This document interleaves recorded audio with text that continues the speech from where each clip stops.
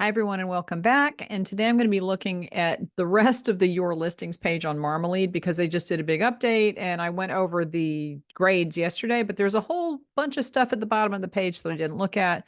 So let's just jump right into it. Let's go over to Marmalead and we will talk about what's on the bottom of this page because I didn't really look at it. And the first thing I want to say, actually, when you open this up, this is still the same page that has all of the data. You just have to put a keyword in here. It's the same search page. And I'm going to do this section next, but I do want to finish up with the Your Listings part. But there was some confusion about where did these go? It's all still there. Okay, you just have to type it in. So let's go on over to the My Listings. I'm going to find that same listing that we were looking at yesterday. And I did actually go back. Somebody said, are you going to put prehistoric in? And I was like, I bet I didn't do that. So I did go in and mess around with a little bit. I still have not changed the title, but I did go in and add some more tags. So before I start that, let's see what happens now if I click this boost SEO and to get more information or like to get more ideas. Because now what it's doing, it's going to pull from the edited listing, right? So all these numbers are a lot better.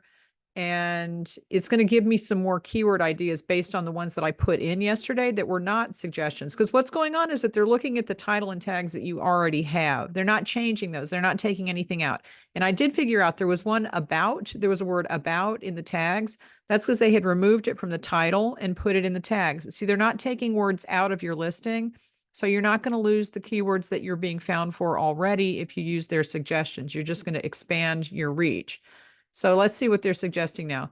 See, it's still with this presentation. I don't understand the presentation thing, but I've seen that a few times when I was messing around with this. Prehistoric, Jurassic, decorations, wedding decoration, macaron. I don't see anything here that would be maybe rustic. I don't know if that was in there. Autumn forest, green cakes, party. Yeah, see, there are a few different suggestions. So what you might want to do is edit your listing and then go back and see what other suggestions they give you, because I can see a couple and I can see like they're taking wild, like yesterday I put wild one, they're splitting that up and putting them in there. Again, the words don't have to be in sequence. They don't have to make sense. The tags don't have to make sense. That's fine. But they're not getting rid of the tags that I had. They're just adding more to it. So I might want to go in, and you might want to go in and look to see if there's anything new after you do add some things in. But what they're looking at things that are related to the keywords that you have. So to get ideas for more keywords, you could go over to the Storm tool and do that, and then put them in here and see what it suggests. So anyway, you're going to have to go in here and work with this a little bit, but I wanted to show you what's on the bottom of that page. So first, the descriptions and photos, it says these are sales factors. Descriptions and photos aren't yet part of Etsy SEO, so they're not included in your grade. Okay, so these are not included in the grade because the description, they only use the first 150 characters. It's not enough to worry about. And they've said that they don't use that for ranking SEO. It doesn't make any sense what they use it for. Basically, I don't worry about the description on Etsy because they're not using enough of it to make it even an issue. So this says this is the sales tip over here on the right. I'm looking at the little diamond thing. Your description has negative sentiment. I don't know what that means. It probably says something with words that have a negative connotation. Again, I'm not worried about that. If my description describes what the thing is, then that's fine for me. Okay, so you can go back and look at that if you want. But any of these tools, you need to use your brain and you have to decide what you're worried about based on what the tool is telling you. And the tool isn't thinking, it's just looking at specific criteria and it's telling you this is something you should take a look at, and then you decide whether you want to or not. Okay, so this tells me I have 6 out of 10 photos used, 114 words in the description, 9 sentences. That's pretty short. That's a short description, so I'm not sure what I have in there. Readability is about the 5.9 grade level. Now, I think that this gets better. Let's see, you can always hover over, I'm hovering over this little question mark here, and this will pop the window open. It says, research shows descriptions written at an 8th grade reading level perform best, regardless of customer education. That's because people skim. They don't read long paragraphs, and they don't read like everything in there. Bullet points are good if you can do that. Anything short sentences. Writing for an e-commerce description is not the same as writing a paper for your English class. It's completely different. So you need to kind of take a note of that. I've heard 4th grade reading level. I've seen people say fourth grade reading level, which is pretty sad, but it's only because people skim. They're not really reading it. They're just looking. Okay. Now this says negative sentiment. And let me see how that sentiment can be positive, neutral, or negative. Research shows descriptions with a positive sentiment perform best. Why? Because it leaves buyers with a good feeling about your product. My guess is that my description is pretty neutral as far as just here's the facts. If I went in and added some stuff like, create a happy environment with these cute, like use kind of flowery AI generated words that would make me want to barf. No, I'm not going to do that. But you can. And I did a video about whether you should use AI to write your descriptions and your titles. Definitely not for your titles, but for your descriptions, if you want to put some of that in there, it doesn't hurt. And it could help because, like it says, if you have positive sentiment, then maybe people will come back. I don't know. I'm not too concerned about it with this because I just want my customers to see exactly what the thing is. And I'm not going to try to fluff it up too much. Okay, so the readability of the title is good. Sentiment of the title is positive.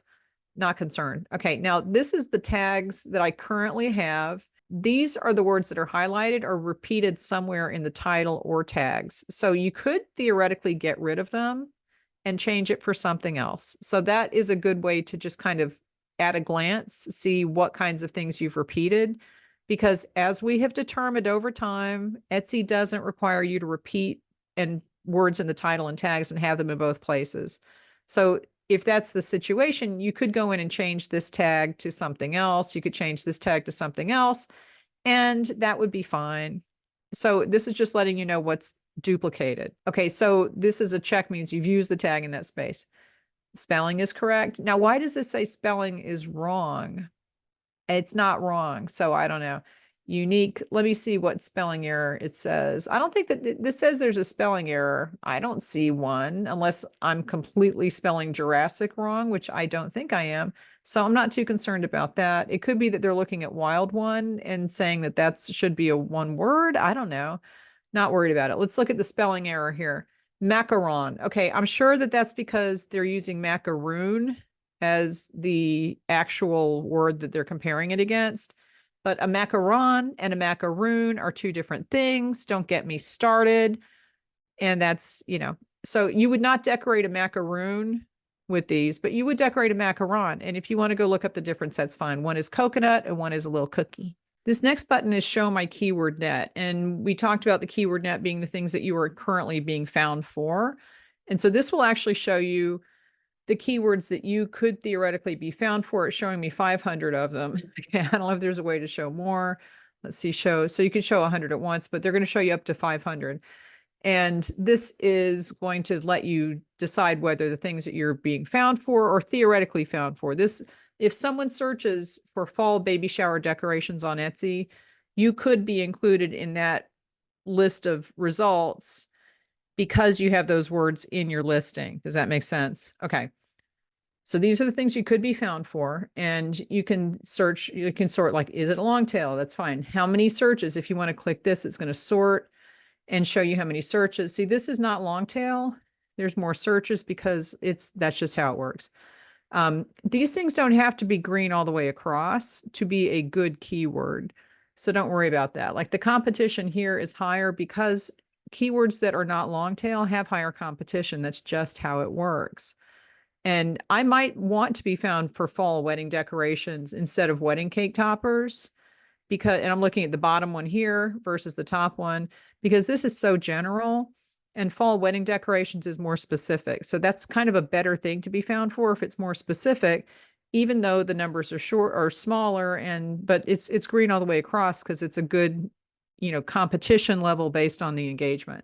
So you can go and look at that. And if you don't like the words that you could theoretically be found for, you can always go and change your titles and tags. Okay. You can make notes for your listings here. So you can do that. And I'm going to put edited August 2nd. That's when I did that. Edited August 2nd. Okay. So that will stay with you. Okay. So that's good. You can leave that and then you can come back and say, okay, this is when I edited it. This will let you critique the description. It says blah, blah, blah. If you want to critique the description, you can do this. This is just like an AI thing. Let's click it just to see what it says. Because this might explain why it has negative sentiment. It said it had negative sentiment. And this is just giving you some examples of things that you could do to change it. So I guess if you have trouble writing descriptions, this is a good feature. It tells you to highlight the versatility of the ferns, elaborate on different themes and types of events they could be used for. That's probably a good idea. Specify dimensions. I thought I did. I think it's in the title. Now, see, that's actually good because I didn't put that. I'm looking at the description here. I don't have the size in there. So I could do that. All right. Mention the quantity per order more prominently. Okay, that's in the title. So, but see, these are all tips that you could go through. And if you want to do this, you could go through if you want to work on your descriptions, and it just gives you some prompts to look at that. Let's see what this is. Generate customer FAQs. Are they safe to eat?